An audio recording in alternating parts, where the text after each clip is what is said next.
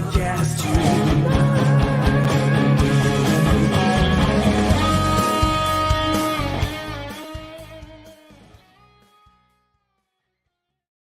What is up? It is Tuesday, and you know what time that means? It is time for TCR Live. I am joined by the amazingly talented Jackie. Jackie, how are you? I'm doing good, Joe. How are you doing? I'm hanging in there. I'm a little jealous. So you got to go to the preseason game. I mean, such as it wasn't necessarily a great game, but you at least got to go, which obviously it's a little tough for me in the state of Georgia. So how was that?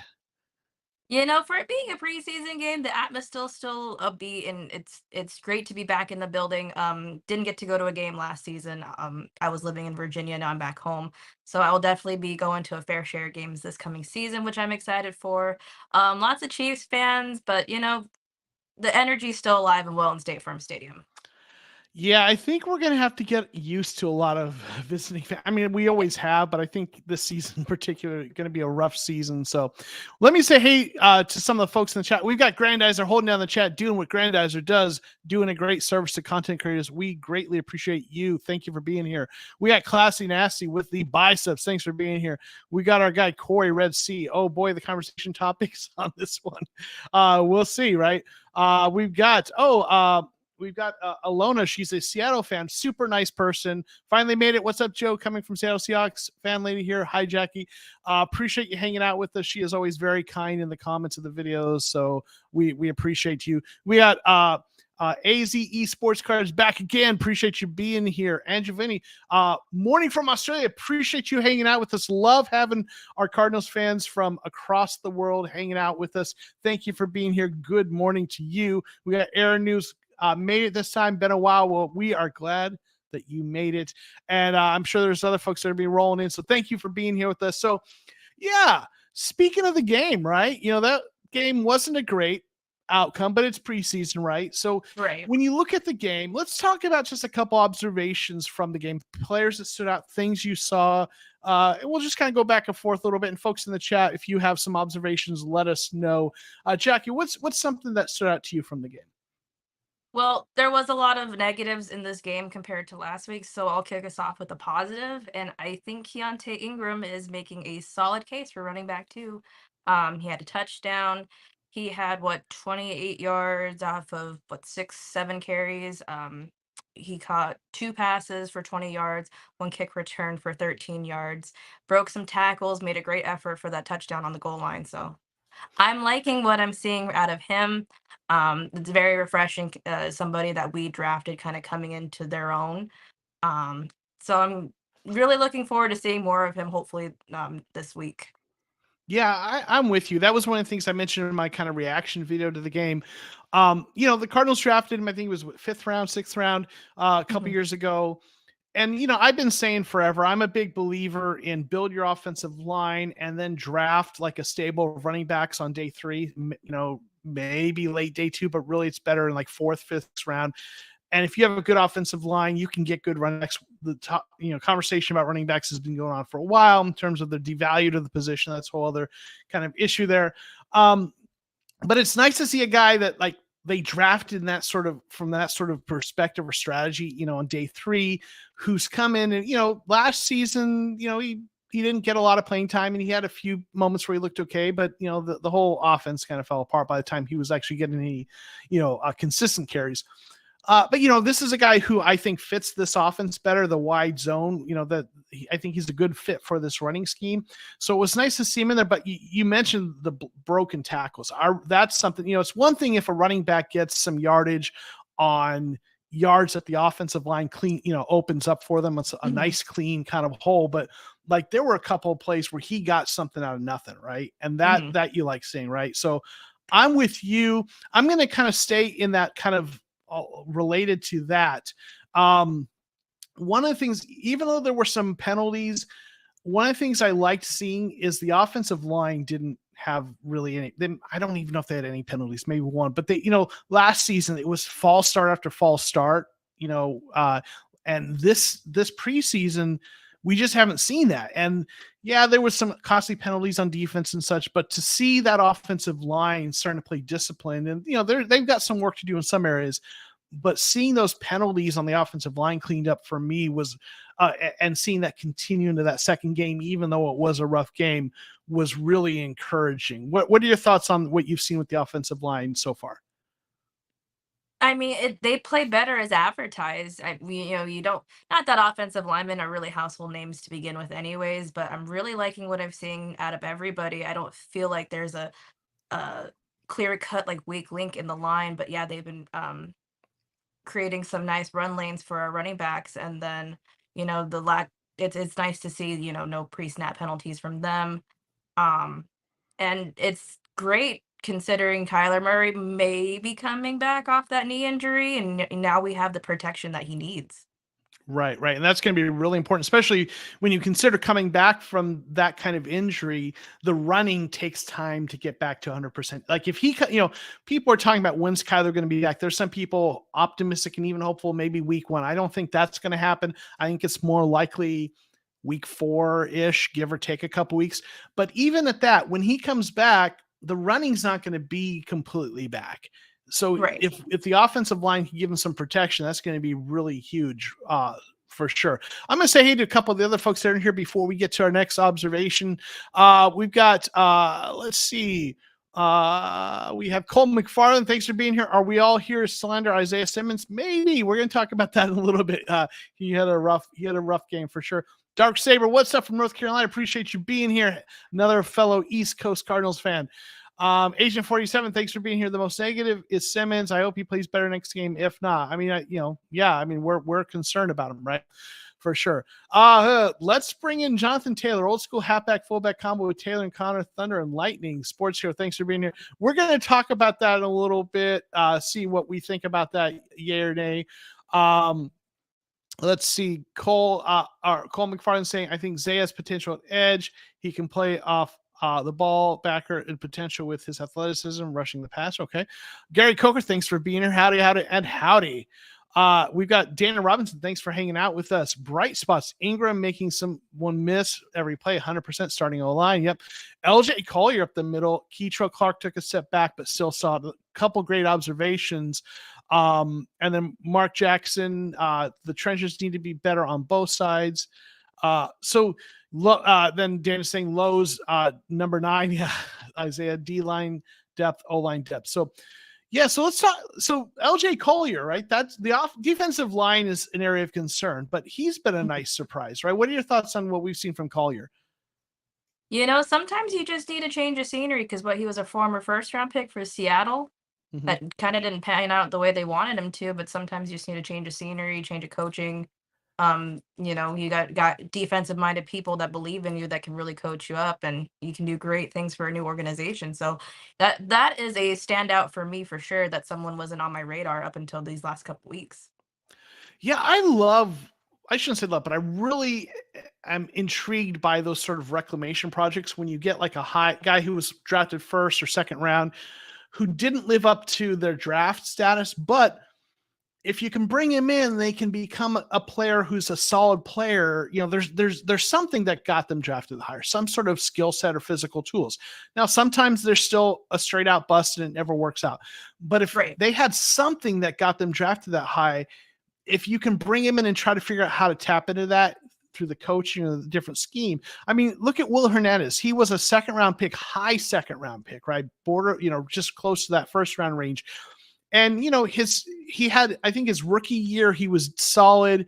His grades went down and he struggled in New York, but he's come in and Will Hernandez has been really solid for us. Is he playing like a guy who's a borderline first round pick? Maybe not. Maybe he plays like a guy who's a solid guard that you would have drafted in the 3rd or 4th round. And maybe that's where he should have been drafted. Who knows? But still, that's a solid player you brought in, right? And if Collier, he may not light up everything. He might not be a total stud for this defensive line, but if he can even be a solid starting defensive lineman, and we got him just basically as a guy we gave a second chance to, I'm definitely with you on that. And I also, I think the offensive line, I think they have work to do, but I everyone's talking about that. I should say people outside of Arizona talk about how the Arizona Cardinals have maybe one of the worst offensive lines. People have really been down on their offensive lines. And like, I know that they're not a top offensive line, but I look at the talent on the offensive line. DJ Humphries. Okay, maybe he's not a Pro Bowl left tackle, but like he was the fourth highest graded offensive tackle one year.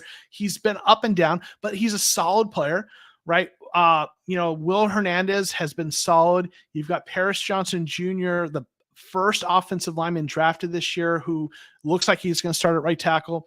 Elijah Wilkinson, who has started in this league, has been solid. And then Froholt, who's looking really good. Like, with offensive line, you don't need stars. What you need is just not to have a weak link. Like, I had a great conversation in the off season with Eric Eager, formerly PFF, now of Sumer Sports. And we talked about that. And he, that with you just don't want a weak link in offensive line. Mm-hmm. And like, I just don't think our offensive line is that bad. It's not, I'm not saying outliners. Yeah. And then you've got depth. Kelvin Beachum, I know people are down on him, but if he's your backup, right? Josh Jones, we'll talk about that. If that's one of your backups, all right. And then, you've got a couple other guys to work on. So I think the offensive line is actually going to be a better part of this team than people think. Now the defensive line, worried about, right? Yeah. So what's another observation for you from the game? Well, if you want to stay on topic of the defensive line, I mean, yeah, like our starters look decent. They held Mahomes, up until the end of the first quarter. But once the stars started to get pulled, man, the depth there it's not it. And I mean, granted, these are second, third string players, so you're not going to get anything spectacular, but injuries happen. You're going to have to play your depth at some point in the season. It's just, it is what it is, and it's not there. Yeah, for sure. I mean, the first string defense, but the against the Chiefs didn't look bad. They gave up one touchdown, 3 possessions against Patrick Mahomes. I'll take that. But yeah, once the backups got in, it was ugly, right? It was really bad. So that that gives you some concerns, right? So for sure. So it's going to be a rough year. We know that, right? So yeah, and you're building up draft capital for next year, so the thought is to maybe draft heavy in regards to defense next year, but it was ugly. Yeah. I want to say hey to Robert Moore. Thanks for being here. Good afternoon, all. The starting defense won't be as bad as the rest of the world thinks. O-line will be solid as long as they stay healthy. I agree. I think the defense won't, and I've said this too, I don't think the defense is going to be as bad as people think once the starters are out there and they get it coached up. It's still going to probably be bottom third, in my opinion, but it's not going to be the worst. And Robert, I think you might have mentioned this in our Discord or mock draft Monday a while back, and correct me if I'm wrong.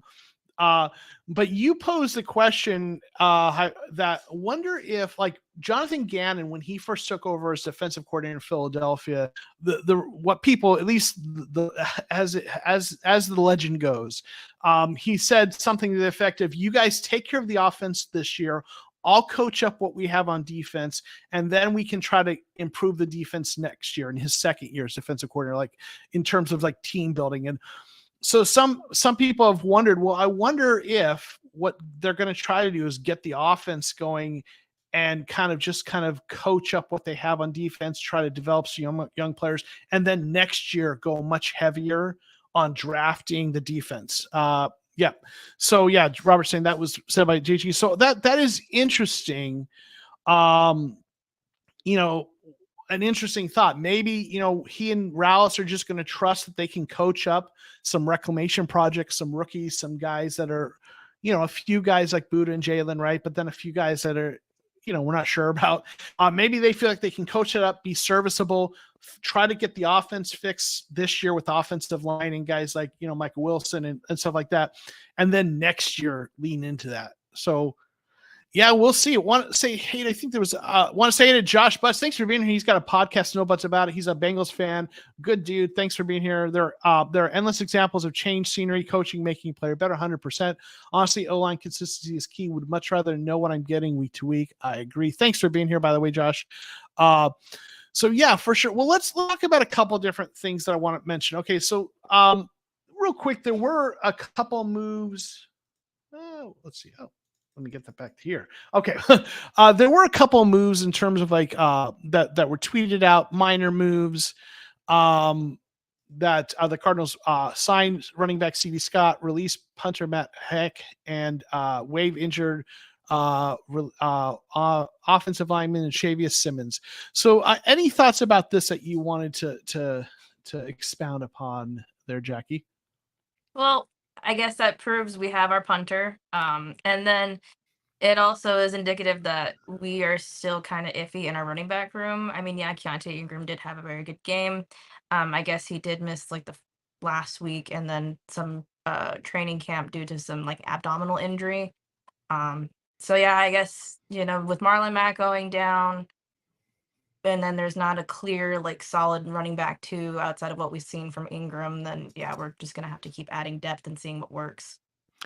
Yeah, and I think it's interesting because I wonder they're churning the running back room, but they're not bringing in someone who like you look at like a Marlon Mack again, who you look at like a starter. So I wonder how much of Hunt. this is, I wonder how much of this is they feel good about Keontae Ingram, and they're just bringing someone for the bottom end of the roster in terms of the running back move, right? So I wonder.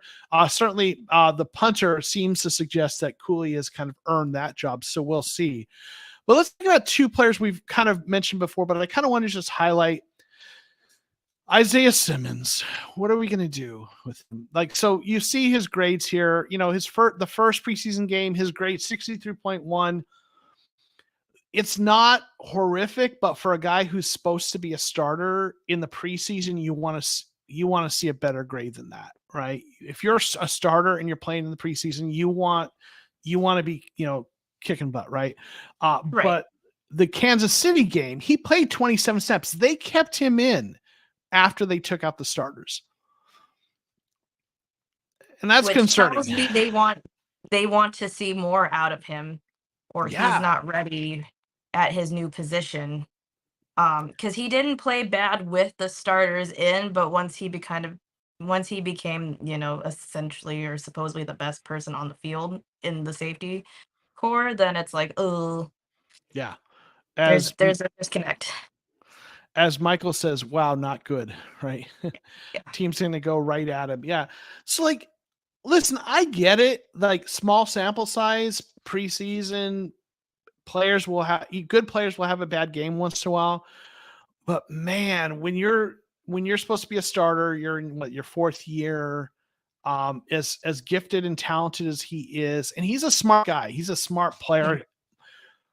But man, that's just, you're worried about him, right? And I just, when I watch him play, I see him like his leverage get bad sometimes, and he gets beat by route. And listen, people get beat by good route runners. I get that, but I see it happen with him in ugly ways. So I just worry that it's another player that the Cardinals have mismanaged by moving around too much, put him in the wrong position. So I'm worried about him. Real quick, I want to say hey to Johannes from Germany. Thanks for hanging out with us. Appreciate you jumping on this early. Agent 47, I'm tired of this dude. It seems he doesn't love football anymore. Chris Smith, thanks for being here. One of the channel members saying, does it feel like he's overthinking things? Maybe. I will say I don't ever want to question whether someone loves football or their effort, because you just never know unless you're in there. But something's not working. Robert says he's learning a new position, takes time for him to learn, hopefully masters new role. Hopefully. We'll see. All right. But oof. I'm worried. I am worried. Too. Yeah. I am too, as somebody that has been riding for him since we drafted him. He was like our eighth overall pick. Mm-hmm. He's got a lot of raw athleticism, and you've seen flashes of greatness. He's done great things in spurts, interceptions, fumbles, things like that. So you want him to be at his best potential, and you think, okay, now he's learning a new position where he wants to play and feels comfortable. I understand it takes time, but I know fans are impatient with him at this point, which is understandable. He was horrible in coverage. He did have a unnecessary roughness penalty, and then I think a couple drives later, that's when that lack of effort touched when he didn't. Mm-hmm. Who was it? The quarterback ran for a touchdown and he just kind of shoved him out of bounds barely. Maybe he's just not wanting to get called for another unnecessary roughness penalty. I don't know. I'm okay with parting ways if that's what if it is what it is, but it's still somebody that I want to see succeed. Yeah, I mean he's got so much talent, so he's going to make plays based on that. But just sometimes the mistakes are going to burn him, right? So, I mean, I think some people even said, are we going to release him? No, you keep him at least through his rookie deal. When you have a guy you've drafted this high that has this much talent, and he's on a rookie contract that is cost controlled, right? So that it's not a super expensive contract. You keep him at least through his rookie deal to give him every chance for it to connect, it to click, right? If it works, right? If even he's struggling now, if halfway through the season it just all clicks and he figures it out, right? And you're like, okay, last 6-7 games, he's looked like the guy we wanted to be. He's playing consistent. Then you talk extension, right? And if you can't, as Dana says, if he wants to go elsewhere, you get the comp pick, right? If he turns out being really good, you try to sign him. He says, no, I'm going to go somewhere else. Well, if he's been that good, someone's going to pay him something and hopefully you'll get a compensatory pick from him. So yeah, so we'll see. And, I want him to succeed also, but I think JG can get him to play better. So here's hoping, right? Michael is saying, Vince Joseph really hurt him moving around. So yeah, Robert saying the same thing, right? So yeah, but let's talk about something a little more optimistic, because there's a guy who's been a pleasant surprise. Not just, we talked about LJ Collier, but there's another pleasant surprise. Hjalte Froholt. Man. How do you pronounce the first name? Hjalte. Okay. Hjalte. That's how I pronounce it. I might be wrong, but it's I think I'm close-ish. Hjalte. I might be off. But yeah, right. Yeah. Ron Boyd Bubble, thanks for being y'all. Just hopped in. Appreciate you hanging out with us. So like, I tweeted about this yesterday. I think I retweeted something from I think it was Brandon Thorne, an analyst. Just call him Thor, right? Yeah, there we go, Thor, right? Yes. Fro choke slam on Allen. Yes. So I tweeted out that when the Cardinals signed him, I thought it was a savvy move for a guy who could be like a bridge starter while the Cardinals develop a rookie. But I'm starting to think maybe can be more than that. What are your thoughts on what you've seen from Froholt? Well, it's a huge step up from Rodney Hudson, I'll tell you that. But yeah, everybody was concerned about the center position, especially when we didn't draft a center. So this guy is a lot better than advertised. Too early to say long-term solution, but I'm liking what I'm seeing, especially he was big in the run game this previous week, opening up some lanes for Keontae Ingram. Yeah, and Thunder's saying Yelda like Zelda, so maybe it's Yelda. That's okay. Maybe that's how it is. So I don't know. I'll have to look that up. And so anyway, yeah, interesting. Yeah, Michael saying he looks good. Robert saying his grades were amazing, both pass and run blocking, especially this last game. Dana saying solid so far and a mean streak. We'll see in a regular season. Yeah. So yeah, he's a former 4th round pick. He was drafted by the Patriots, right? So, Monty, I'm pretty certain was there when they drafted him. So he's familiar with him, scouted him, right? And we've talked about before, the Patriots, when Monty was with them, did really, really well in terms of identifying and drafting offensive linemen, especially, later in the draft, right? So he's one of those guys they found. And he also, he played with the Browns, so offensive coordinator, Petzing knows him, right? Has familiarity. So they knew him. They knew his game, right? When they brought him in. So when they brought him in, even though I was like, his regular season grades were okay-ish. They weren't horrible. But there was some potential. I was like, these guys, they know his game, so they might know something we all don't know, right? Right. And so far, again, it's just preseason, but it has been looking good. And yeah, Joanna's saying he's playing such a big upgrade compared to Hudson, right? At least he's playing, right? Exactly. Right. Calvin, thanks for being here. Simmons needs to be coached up for the position he's assigned to. We'll see if the new regime can make that happen 100%. Thunder saying he's heard the name in press conferences. He dumped Zach Collins, but yeah, so maybe, okay, so Yelda. That's it. Yelda, like Zelda. Okay. So there we go. So, we all kind of were going into, through our mock draft Mondays that we do here, everyone had a center in their mock drafts, right? Because that was an important, and understandably so. That was, to me, that was the most important position to address this offseason. They needed that desperately. They signed Froholt, and we're like, people were a little underwhelmed by that signing, right? We wanted someone maybe with better name recognition, and then but we thought, okay, they're going to draft someone that we all really hoped that they were going to get. It's got John Michael, he's our center Schmitz. That's who we all wanted, right? Yes. I had to bring that back in for just a little bit. Everybody wanted him. We didn't get him. We didn't draft anyone, but then we drafted Gaines, right? Daniel said, Gaines, who was a guard in college but played some center. And we came out of the draft thinking they didn't draft a center, but it looks like they did. It just was Gaines, right? Yeah. And he hasn't played great. His first preseason game, Gaines, was just kind of okay. His second one, he struggled, but yeah, he's raw and athletic, right? Thanks for being here, colleague Jack. Real quick, thanks for hanging out with us.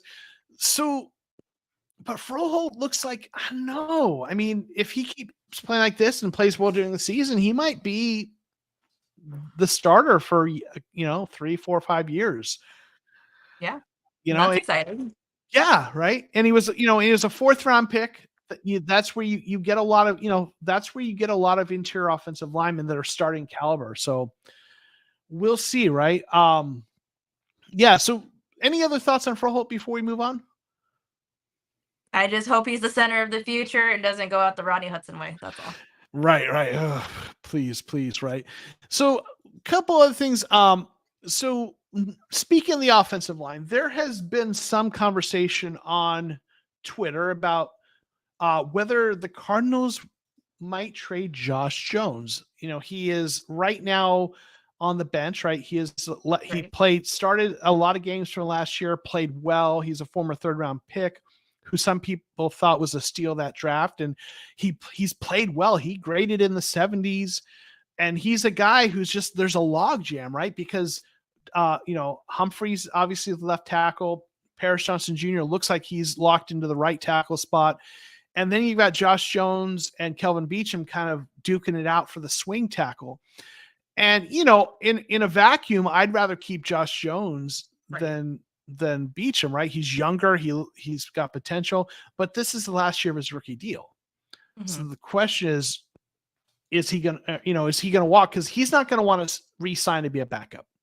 He wants to be a starter, and he should want to be a starter because he can play. He's shown he can play at that level. So what do you think? Should the Cardinals try to, because like at this point in the preseason, or as the preseason wraps up and before final cuts are made, teams start to make some small trades of, if you've got a log jam, some depth at a position, you can't keep it all, you trade a player away to another team for draft picks or someplace that they have depth, right? It's a little bit of last minute kind of shifting, so you don't have to release good players, and also those other teams so that they can get those guys instead of having to compete with them as free agents.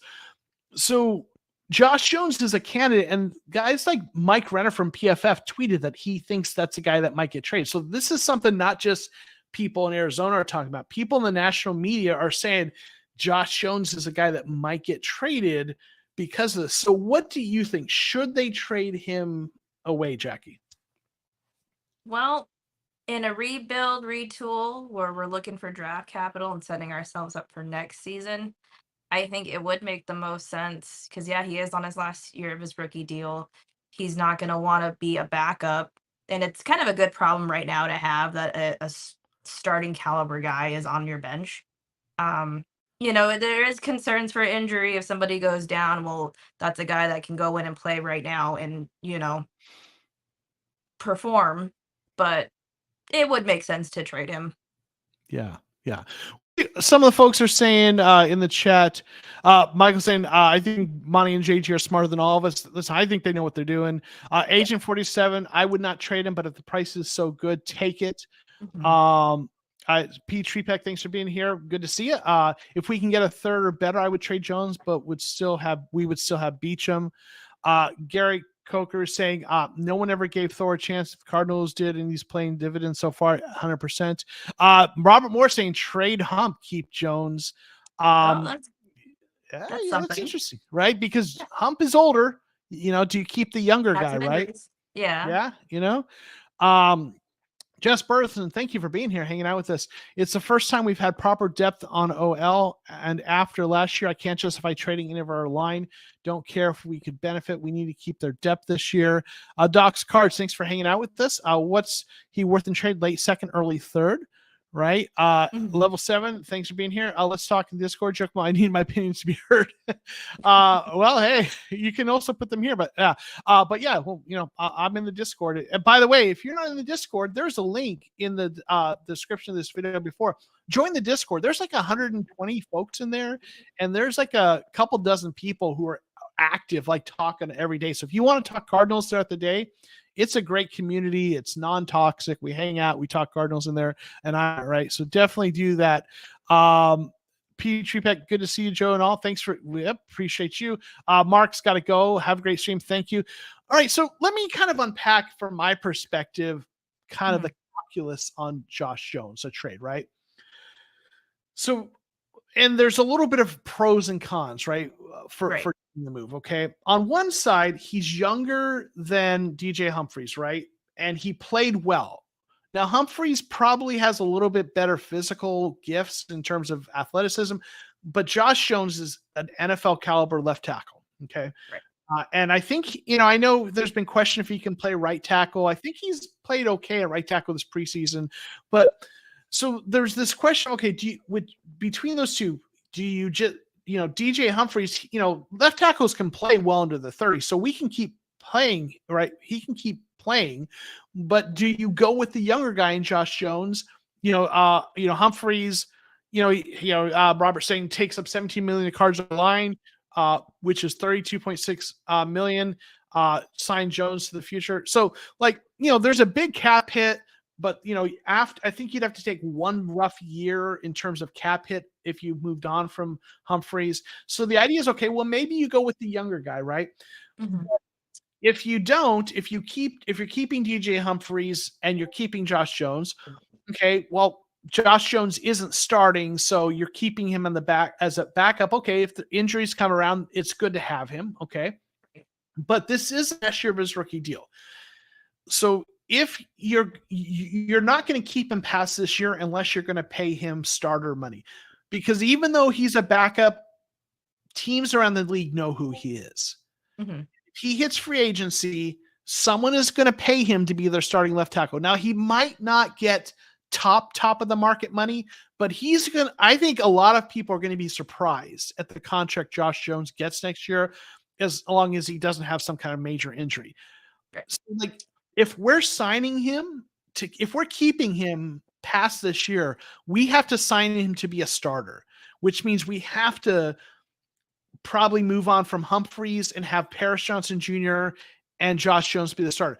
I wouldn't be opposed to that. I kind of like that idea, right? Yeah. You got your young bookends, right? But you're going to watch Josh Jones get a contract that's 12, 15 million a year. You might think I'm crazy, but there's a team out there that needs a left tackle that will absolutely pay him that. So don't be surprised if we got to pay him something like 12 million a year or more to keep him. So okay, so if you're like, well, we don't want to do that. We drafted Paris Johnson Jr. He's our left tackle of the future. Maybe we just trust Monty to find a right tackle in the draft next year because Monty can do that. Right tackles are cheaper. You get them in the draft. You get them cost controlled. So maybe what you do is next year you put Paris Johnson at the left tackle. You draft that right tackle and you let DJ Humphries go and you let Josh Jones go. And then you get a compensatory pick for him walking. Okay. So when you're talking about trading him, you have to weigh that trade against the potential of a compensatory pick. Okay. The best compensatory pick could be is a 3rd round pick. Okay. If the Cardinals are active in free agency and they sign, the way the compensatory system is kind of like they kind of cancel each other out. So if the Cardinals are really planning to be really active and they're going to sign some free agents to some big contracts, then you might try to trade Paris Johnson Jr. because you won't get a compensatory pick for him if you're going to do signings that offset that, right? Right. I do think you should trade him. I'm sorry, Josh Jones. I do think you should trade Josh Jones either A, if you plan to be active in free agency next year and you know you're not going to get the compensatory pick for him because you're going to sign a player who's going to audit it, and you want to get something for him in terms of draft capital, I think you do try to trade him. Or if someone's going to offer you a pick that's a 3rd round pick or better, like for him, that way it's going to be as good or better than the compensatory pick anyway, I think you do that. Now, some people are saying, but no, you keep that depth. We need that depth this year. Here's the reality. Cardinals aren't going anywhere this year. Playoffs. Not going to be good. As much as I'd like to keep Josh Jones, to me, you don't keep him. I should say you don't commit to keeping him unless you want to extend him to be a starter in the future. Right. You're just going to keep him for this year and you get a trade for him that's as good as a compensatory pick or better, or you think you're going to be active in free agency and you're not going to get the compensatory pick anyway. I think you trade Josh Jones and you live with Kelvin Beachum as your swing tackle. If Beachum gets injured, Elijah Wilkinson, who's playing left guard, has played tackle as well. So I think if you're not going to extend Josh Jones long-term and you're going to let him walk anyway, and you and you think you're going to be active free agency, then go ahead and trade him, right?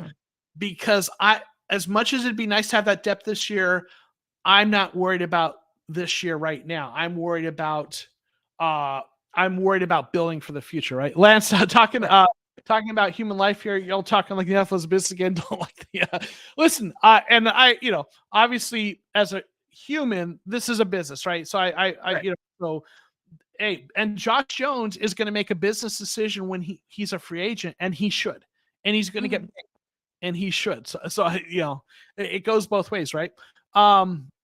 Dana's saying, do you think Josh Jones is getting top 17 left tackle in the league salary? Yeah. And here's what you have to keep in mind too. Like with salaries every year, like the salary someone gets as a free agent is about it's not just how good they are. It's every year it goes up a little bit, right? So they're going to be offensive tackles that are better than Josh Jones that will make less money than him when he first signed his contract because they signed their contract 2, 3, 4 years ago. So he's going to make more than you think, right? And then the year after that, the next wave of free agents will make more. So I think he will be paid in the top 17. I don't be shocked if he's paid in the top 10 just because it's a brand new contract. Like, not that he's, that he's a top 10 offensive tackle, but that first, if he has the kind of market I think he's going to have. Right. AZ Esports Card saying, not enough good OL offensive line in NFL at the moment. Teams are letting quality starters hit the market. Aren't letting quality starters hit the market. And that's why I think he could have a market, right? So Gary St. Coker saying we also have Marquise Hayes who can play, right? Tyler P saying, do not trade Josh Jones. He's been excellent left tackle for us, and he's continued to show this preseason. He's young and talented. Listen, Tyler, if they're going to sign him to an extension to be a starter of the future, then I'm with you. If they're going to move on from Hump and they're going to keep Josh Jones, great, as an extend him. But if they do not plan to extend him, he's a free agent this year and he's walking. So him being young doesn't do us any good if we're not going to extend him, right? Him being young only matters if you want him to be a long-term plan. So I like Josh Jones, and I would love to see, as much as I like Humphreys, but because of the age, I'd love to see the Cardinals go with Josh Jones and Paris Johnson Jr. as the future. But so there's some moving pieces in that have to do with what they plan, right? Right. So Dana's not buying it. I don't see it 8 million, maybe 10. Listen, maybe I'm wrong, but we'll see. And if I'm wrong, I'm wrong. But I'll tell you, unproven. Listen, NFL left tackle is a premium position, and NFL teams, if they don't have one and they need one, and they look at a guy like Josh Jones who started half the season with a solid PFF grade, they scouted him out of college and he was good prospect out of college. Teams take a chance on that. And, so we'll see, right? Listen, I've been wrong before, so I definitely am not infallible, but I got a feeling about this one. Brian Perkins, thanks for being here, Joe. So great to see you. Glad I can catch the stream. So excited for the new season. Thank you for all you do. Thank you for your kindness and support. So, listen, I love Josh Jones. I'd love to see him in the future, but if they're not keeping him long term, I don't got a problem with trading him. So, yeah, well, if they can get a good enough pick. So, man, let's talk about another potential trade target though, because one, someone mentioned this in the chat, because a certain player has apparently hit the market or is been given permission to seek a trade, I guess.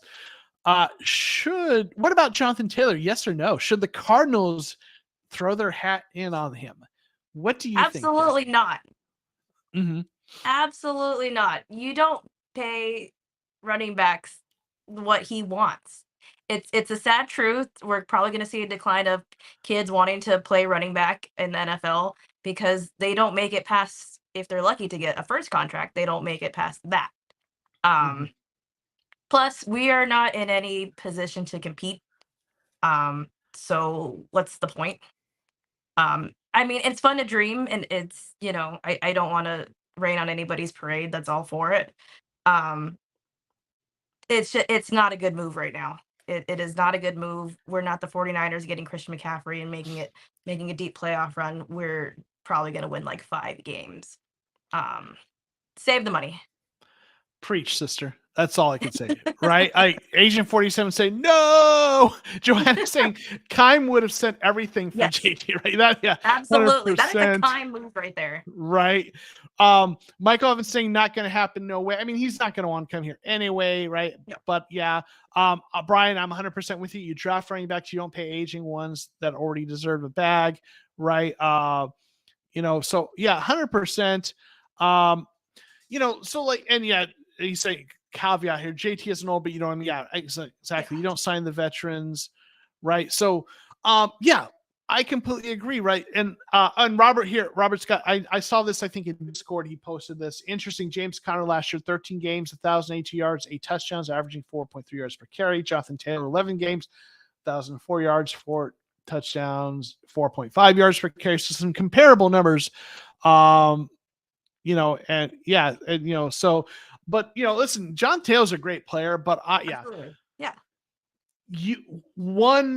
we talked about before, I don't believe in paying running backs in the current climate. Now, listen, there's that, obviously the whole running back salary thing, it has been a topic of conversation. And let me just say, fundamentally and philosophically, I do think something is wrong with the system they've got in place that screws running backs over like that. Like they get run through the ground. They have more touches than they touch the ball more than anyone other than the center or the quarterback. They take a beating. Offenses depend on them a lot, right? But because of the cost controlled measures that have been built into the collective bargaining agreement, right, they kind of get screwed because teams don't have to pay them, right? Typically, they're with rare exceptions.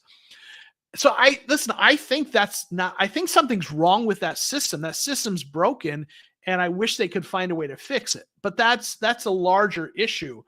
Yeah. Within that system, I'm not paying a running back more than like $7 million a year, right? And and even at that, I'm leery. I'm maybe going to pay one veteran, maybe, but more about drafting the, so yeah, I'm all with that. And like, yeah, would they be better with him? Yes, but not good enough to make not good enough to be a playoff team, right? I mean, he's no slouch, but come on, we're rebuilding. We can't afford to be overpaying at the skill position right now, and that's not even a running back. It's with the wide receiver too. It's just we're not going to compete. It's not going to be a pretty offense. Plus, you've got, if you're really wanting a running back this year, there's still Kareem Hunt out there. There's cheaper options. Or you draft one next year. From what I've read, that the running back draft class for next year is looking pretty good. So you could probably get someone, day 2 or 3 that might be okay. But Yeah, hard pass on Jonathan Taylor. Yeah, great player. And I see a lot of Yeah. people, I think people have that same sort of mindset. And and listen, I'm having the long-term view. Like, I know there are people who want to get more talent because they want to win more games this year. And I'd Yeah. like to be competitive this year. But for me, my mindset is that this team is all about the process right now of installing the offensive systems and defensive systems getting the culture in place, letting the young players play and develop, right? And Right. building at the premium positions, like building the trenches, building that way for the future. And, bringing in a Jonathan Taylor, it's not necessarily going to be it wouldn't necessarily be a major hit to the, maybe Ingram doesn't get to play much and you're stunting his development a little bit. It'd be fine, but like, I don't want to commit the money to that, right? That position.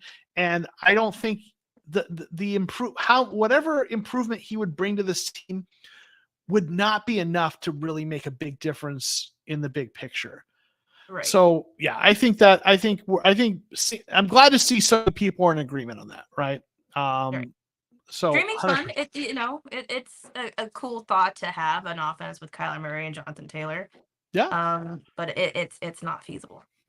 Right. Yeah. But yeah, and Michael, yeah, this is all about next year, 100%. Ingram is a future Cardinals running back 1. I could see it. I mean, we'll see, right? Yeah, Brian really likes him, has a lot of faith in him. So yeah. So listen, it's gonna listen. It's good. I've talked about this before. It's going to be a rough season, right? I don't think it's going to be as bad as people say, but it is going to be rough. And I've talked about this before. I urge you all to find something to enjoy about this season as a Cardinals fan. And it's not going to be the wins. What it's going to be is, I know for me, it's going to be seeing what this defense and offensive system looks like. But maybe more importantly, for me, the fun thing is going to be to watch young players develop, like see who becomes a player for us, right? Who pops, right? Does Keitrell Clark continue to kind of show something, right? Do we see one of those edge rushers develop and like take a step forward this year? Do we see someone do we see Michael Wilson, right, become a solid number 1 wide or even number 2 wide receiver, right? He's starting, right? So that's what I'm going to enjoy, is seeing who pops, who develops that. And to me, that can be fun, right? So, and who are going to be those pieces for the future. So listen, you got to find your joy somewhere in this year. That's where I'm going to find the joy. So, Jackie, anything else you want to talk about? We're probably going to wrap up here. We've gone through a lot of different topics. Anything else you want to talk about or looking forward to in the last preseason game, or as we start to eventually move towards cut day? So what are you thinking about our quarterback situation right now? Because Jonathan Gannon's still not naming a starter for week 1. You saw a little bit of Colt McCoy, but at this point in his career, you don't need to play him a lot of preseason snaps because you know exactly what you're going to get from Colt McCoy. But everyone's talking about, let's start Tune. And my hot take was he was going to be starting week 1. I don't think he's ready. I'm really not to say that he's played terrible. It's just more of I'm underwhelmed. He hasn't really wowed me in any sense. I've seen a lot of overthrown balls by him, but he's looked good under pressure. But there's nothing that I've seen that's like, oh yeah, he needs to start week 1.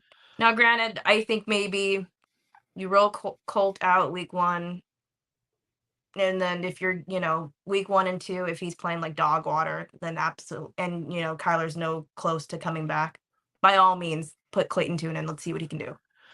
Yeah, here's my take, okay, and Tyler's got McCoy Tune, same shit, different pile. Yeah. Here's my take, okay.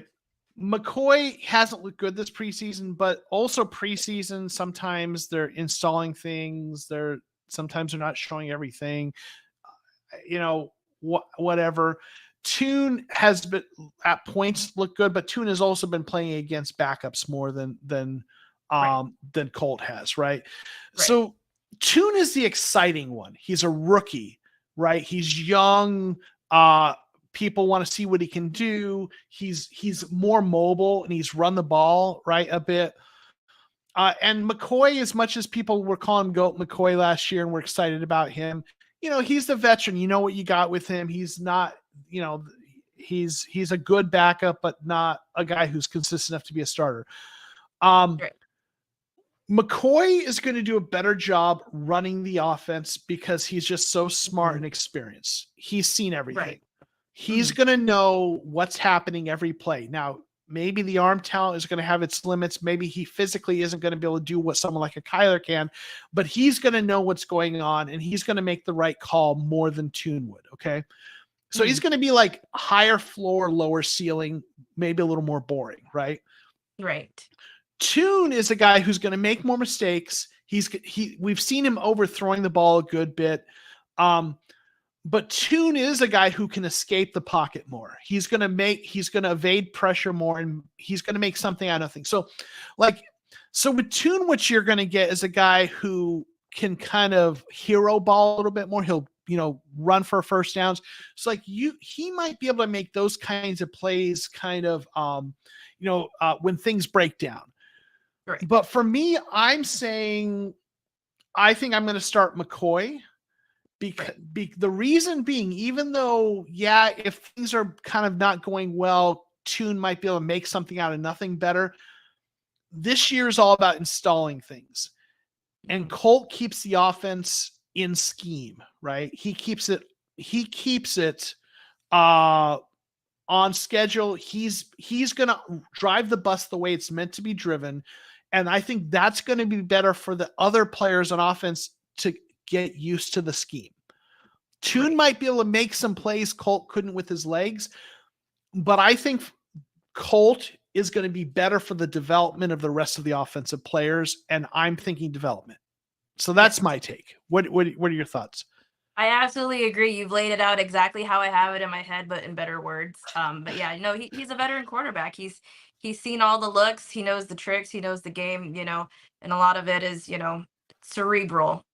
So he's going to be ready week 1. I mean, it is exciting to see a rookie quarterback go out there just to see what he can do, but he's not going to be ready against grown men. This is the men's league now. So I just don't see it. Yeah. Aaron Van Buren, thanks for hanging out, jumping in. I know he had to work. Hey, Joe, just got off work. Hi, Jackie. I've been trying to send a super chat, but it won't work for some reason. Oh, well, I wonder if I didn't turn on the monetization. Did you hear that Bears could be trying to trade for Caleb Williams if Fields is bad? I didn't hear that, but listen, this is a make or break year for Fields, right? So, I mean, I think a lot of people are optimistic about Fields. So I think people think he's going to have a breakout year, but if he isn't, I mean, they'll be in the market. If he's not good, they'll be in the market for a quarterback and they'll be bad. So, I could see that. So could be. So we'll see what happens. Keith, thanks for being here. Great analysis of why McCoy will likely start. Thanks. I appreciate that. Yeah. Dan, this is what I'm hoping for. If we can get a haul for the first and Kyler's the guy, think about what you can build around him, right? That's for me, right? Tyler's saying, I can see McCoy starting initially and then due to prolonged losing, we put in Tune to see what he has and check some excitement. I could see that as well. Yeah. I suspect, though, Kyler's going to be back by the time they would do that. I think so too. I think that we're gonna get Kyler back sooner than everybody anticipates. Maybe that's wishful thinking, but if Ertz is off the pup list, you don't know. I'm putting my over under at week 4. I think that's kind of the baseline for me as far as I think. So maybe it's a little longer, maybe it's a little sooner. We'll see, right? This is something to watch. The pup deadline is the 31st in terms of for the season. So we'll see what happens, right? So all right. Any other thoughts, Jack, you want to hit on before we get out of here? I think we've covered it. Oh, um, Greg Dortch. I love that Ooh, guy. right? I mean, he didn't have like a killer breakout game, but he did have that was a touchdown. I was there. I saw it with my own 2 eyes. That was a touchdown. Right. But he continues to be a constant for this offense. Um, I wish I would have saw more out of Michael Wilson with this last game. Mhm. So hopefully get to see a little bit more of him this next game, but doubt it. I think there's some nice depth on the receiving court. Now, maybe, we don't have an elite number one right now. Hollywood Brown is best suited as a number two, probably. But like, there's some nice depth there, like Dortch the Torch, right? And I know a lot of people are down on Rondale Moore. I like Moore's talent. He just needs to stay healthy. But like Michael Wilson, right? Hollywood Brown, Rondale Moore, Dortch the Torch, right? I mean, and that's some nice depth. If they can stay healthy, right? So we'll see what happens. But yeah, I do hope that Dortch gets more, gets to continue to be a bigger part of the offense, because I think we all agree Dortch has not been used enough, right? Right. So, grossly underutilized. Thank you, Cliff Kingsbury. But right, for sure. And then the wide receiver core will be elite when we have Marvin Harrison Jr., right? So there you go. Danny Correa, thanks for being here. Appreciate you hanging out with us. If we get the top pick, I'd rather have Harrison Jr. than Williams. There's no guarantee we'll be better than Kyler, right? Yeah. I mean, I'm on team Kyler, built around team of Kyler, right? So that's no surprise to anyone who's been around me much. So yeah. So, well, we're going to wrap this up. Jackie, will you tell everyone where they can find you and talk about that awesome, fun podcast that you do as well? Well, you can follow me on Twitter/X at jsandiego. I'm a contributor to Arizona Sports Underground. I do some writing and I co-host the Redbird Red Zone podcast. We will be going live this Thursday. So if you liked my analysis in this pod and you want to hear my X-rated version of everything I just talked about, definitely check it out. We will be going live 6 p.m. Arizona time. That'll be 9 EST. Awesome. Definitely check it out. It's a fun time. It's not safe for work, shall we say? But it's a good time. I've been on a few times with y'all. It's always fun. You and Mac and the crew. So y'all know where to find me, I hope, if you're here, right? The Cardinal Rule on YouTube, at JOKOMO13 on Twitter. And a few other places. So thank y'all for hanging out with us. Appreciate you.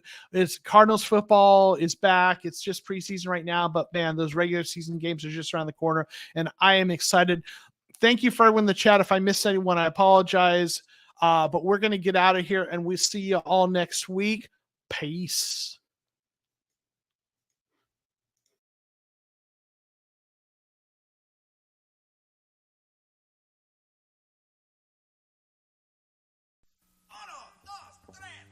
Hey, yo, it's Joe Mo. He's the host of Mock Draft Monday on the Cardinal Show. So join the live, hit like and subscribe.